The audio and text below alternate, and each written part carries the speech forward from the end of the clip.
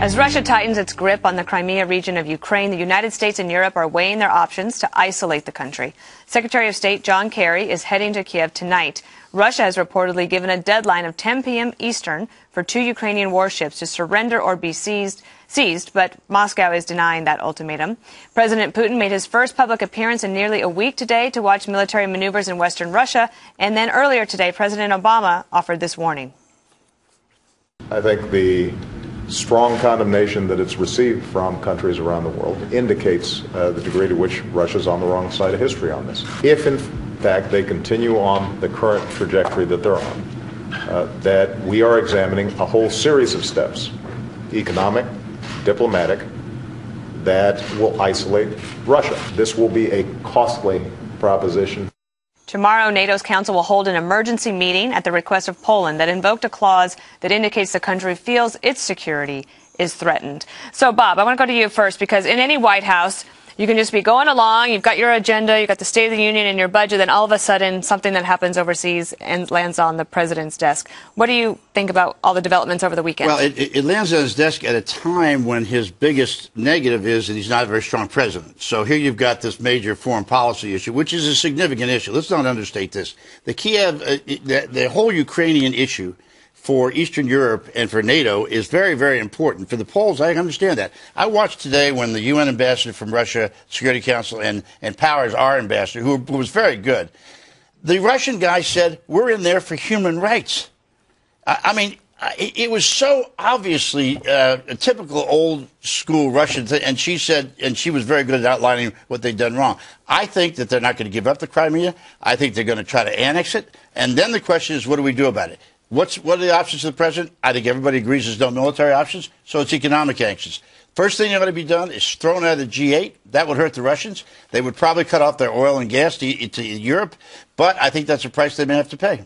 Do you think, Eric, that any of the options that the president outlined today, both financial sanctions, also possible travel bans for some of the Russian government, do you think that that would have how much pressure would we have to bring to bear to actually make a difference? Well, I'm sure President Obama right now is wording a strongly worded tweet that he's going to deliver to Vladimir Putin, and that might scare him. I agree with Bob on a lot of this. However, I think we need to wait. So what? Oh, was it a tweet thing? Was that a joke? No, that was a kidding. But what we really need to do is wait for the European Union. The European Union has to do this first. It's not look, they have the most at risk. There's a $500 billion of trade going back and forth between the EU and Russia. We have about $38 billion in trade. It's big, but it's certainly nowhere near what the EU is. The EU needs Russian gas and oil. About a third of all their energy products come from Russia. A lot of it goes through the Ukraine. So they need that. They're kind of afraid to fire a shot at Russia, economic shot. And Russia, they need to realize, Russia needs those petrodollars. They can't just cut off the European Union. It stops shipping them gas and oil. Russia would buckle under. Their ruble would fall apart. They would buckle under. So they need each other. This has got to come from the EU, and we should join the EU with economic sanctions, at least the threat of them, and I think that would be enough for Putin to get the heck out of Crimea. The EU's position on this has not always been that strong, and there was lots of other opinions. I'm going to go to this sound on tape and then get Kimberly and Greg's thoughts. Let's go to that tape. It's an incredible act of aggression. It is really a stunning, willful choice by President Putin to invade another country. Russia is in violation of the sovereignty of Ukraine. This is a time for careful, wise, steady leadership. We know that the Russians have basically violated every major treaty they've ever entered into. We see how they've basically lied. I mean, let's call it what it is. They are lying, and this government is a government of liars. I think Putin is playing chess, and I think we're playing marbles. Every time the president goes on national television and threatens Putin or anyone like Putin, everybody's eyes roll, including mine. We have a weak and indecisive president that invites aggression. All right. Well, Bob, I know you have signed, but you started off your comment saying that it is perceived that President Obama is I just like to watch these politicians take advantage of such. But that's right. Go ahead. Well, they have a right to make their points. Kind of but let's give Greg the right to make his points about any of your thoughts over the weekend. Well, I just think it's funny that 2 weeks ago, John Kerry was saying climate change was the biggest enemy in the world. And what happened? He forgot about Hurricane Vlad.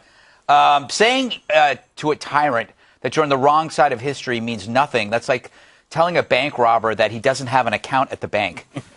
They know. I have a weird prediction, and I don't know if it's good or if it's bad, but I think that there's going to be an emergence of a modern American nationalism out of necessity, just because there's that there's going to be something probably a little bit scarier than, I mean, in 1979, what we saw was the emergence of a new leader, a strong leader, a pro-American leader in Ronald Reagan, because you sensed that the country needed it.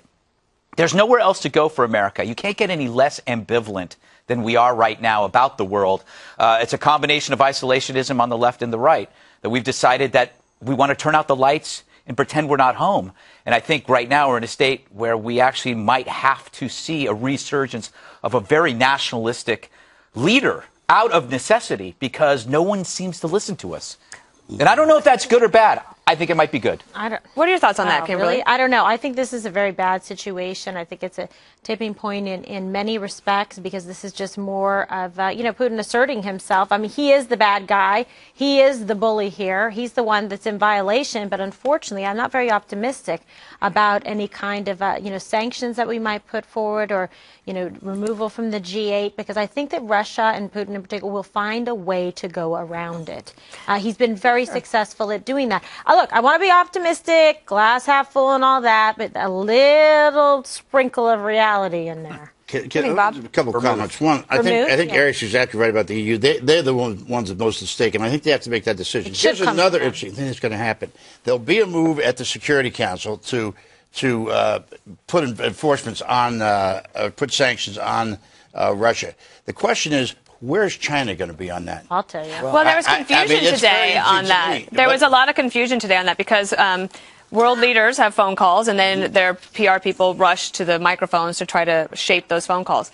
So Putin and the Chinese president had a meeting today by phone. Afterwards, Russia said, oh, the Chinese agreed with us, that we were in the right. Then the Chinese had to come out and say, no, not necessarily. However, I think that is the concern, Eric, right? That China would say, well, we have permission now to do what we want to do with those islands. But whatever, Russia's got a veto there, so nothing can get through. But I'm just very curious about where the Chinese. Well, don't forget, the Chinese are adjacent to Russia, and they get a lot of oil from Russia. Oil and gas goes to not only European countries, it also goes to China. They have the same situation that the European Union has. I will tell you one and Ukrainian agricultural products as well. Oil and gas. Here's how dependent they are. They produce around 10 million barrels of oil. Forget gas, just oil per day. They only use about 4 million. So 5 million barrels per day, $105, $106 per barrel. That's a ton of money. Their economy is based on the petrodollar. They're entirely in need of oil prices to be high. By the way, this little conflict is shooting oil prices up $4 a barrel in Europe.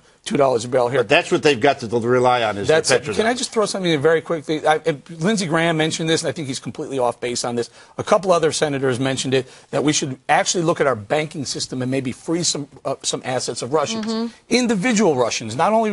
That's what we did to the Iranians. But this is very dangerous. If you're going to start making our banking system, the ruler or the stick that you're going to start hitting people that you don't agree with over the hand with, you're going to take the legs out of our own financial banking system. But that's what we did with Osama bin Laden's lieutenants. I mean, that's one of the ways that the Treasury Department was able to track people down and choke off their money. Because they were holding American prisoners. I mean, that was the reason we did with the Iranians. I want to get to something else, Bob, that you said about the Russians and how they're trying to shape this. They have their own PR needs. Greg, let's get your take on it. That when Russia says that they are doing this out of respect of rule of law and out of human rights and the ability for people to live the way that they want to live. If you're in Russia and you hear that, you are probably more sympathetic to Russia than you are to the Ukrainians. Well, I mean, that's all Russians hear is propaganda. They don't have a free press, so they have no idea what's going on. The big concern to me is that Putin has one thought in his mind, and one thought only, and that is power.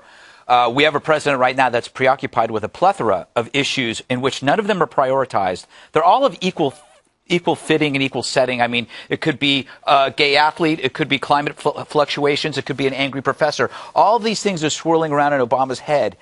Meanwhile, you've got a guy that only thinks about one thing and one thing only, and that's power. What do you think, Kimberly, about... you got one guy OCD on power and the other guy ADD on liberal ideology. Where do I go? My head's spinning like Jello. There was an interesting piece that was written today in U.S. News, and it's quoting a lot of sort of intel world people about how America and Putin, the way that we see him is not necessarily how he sees himself. So when Secretary Kerry says that Putin is acting from a position of weakness, a lot of people might say, well, obviously he's acting from a position of strength. But do you think that there's maybe some truth to the fact that Putin feels threatened, which is why he's trying to amass more power? I think Putin feels awesome. I think he's probably, yes, a classic narcissist, but I think he thinks he's acting in the best interest, the total dictator mentality, the people don't know what's good for them. I do know I will make sure that it happens. I don't think he sees it any other way, or honestly, that he feels insecure in his position. I think he feels like that this is his destiny, that he's entitled, that this is his course of action, and that he's not uncertain about it, and that he will do whatever it takes to get and achieve what he wants. Well, the question is, what can he achieve? This is the current situation. The interim government, which called an election for May 25th, including the former government, the people in their equivalent legislature, they have agreed that they would leave the Russians alone and let them have their ports in the Crimea. They've agreed they would abide by the accords that were in place when Ukraine established its relationship with Europe. From Putin's standpoint, Ukraine going into the the European Union is a deadly thing for him because it's the end of his goal of trying to put the old USSR back together. The last thing I'll say, though, is how in the world, if they're agreeing to let the Ukrainian and the Russians have the Crimean ports and they elect a president, what's Russia's argument going to be then? This is exactly the point I was hoping to be able to make also. Okay, so the Crimean region is a semi-autonomous region. They have their own parliament set up. Right. Also, the Crimean region are very, very friendly to the Russians. Well, more so than they are the Ukrainian people. Right. This is going to be unpopular. Would it be the worst thing in the world if the Crimean region went to Russia, Ukraine stayed whole, and all the trade that went through the Ukraine from Ukrainians from Russia into Eastern Europe, into the rest of Europe, stays the same? But then you have all of those Baltic states who are feeling pressure as well, and they don't feel secure in their democracies. And so many, they feel like they're next. So many people have given their lives to have a strong democracy there. I think that I see your point, and I actually think that's the one that Russia will make to Moldova and other places in the region, and then Putin is actually then able to amass more power. Except that I think Eric's right on a point here. That is, it does sound like we're weak and the rest of us give them Crimea. What if you did it in exchange for the Ukraine becoming part of NATO? So then are you willing to do it everywhere else? I'd be willing to do it. I don't know. To let Ukraine bring Ukraine officially into the EU and NATO. And that goes back to something that you said. Not a bad chess game. Well, I know something. That's a great trade. Is there anyone that would be? I'm not willing to trade people. No, I'm not. I'm not for the trade. Like, no, I'm not for the trade. But I do think that the EU has got to step up to the plate. They were the ones that denied expansion to NATO, to both Georgia and Ukraine when they had the opportunity in April of 2008. This is sort of their moment, don't you think, Dana? To exercise some diplomacy, to show some force. Otherwise, I think they'd kind of be like an ineffectual or else it's a group. What are they doing? Well, I mean, the Ukrainian dream was inspired by our own pursuit for freedom. And now we're, in a weird way, we're saying, you're on your own because we got ours. And we used to embrace countries that we inspired. And I'm not so sure we're that way anymore because we don't inspire our own president. The other thing is, we maybe say this for tomorrow, is how weak the Ukrainian government is. They've been running deficits. They have almost no money in their treasury. And so what do you need to be strong? You need a good economy, right? We've solved it all in 13 minutes.